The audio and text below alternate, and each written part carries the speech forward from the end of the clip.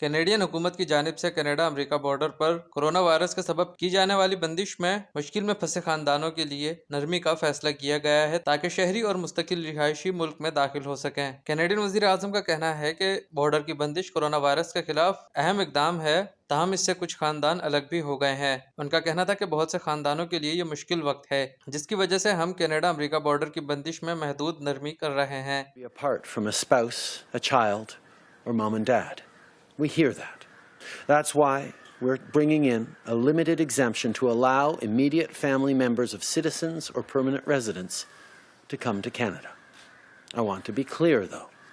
Anyone entering the country will be required to quarantine for 14 days. And if you don't follow these rules, you could face serious penalties. I know that Minister Mendicino will have more to say about all of this later today.